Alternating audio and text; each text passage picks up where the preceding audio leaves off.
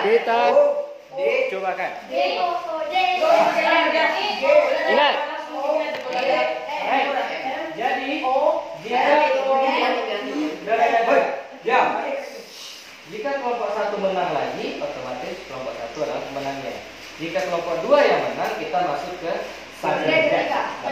Oke, penentuan. Yang mana kosakatanya itu random, tidak ada di atas. Bisa jadi ada di atas minat, bisa jadi tidak. Oke. 3, 2, 1, go.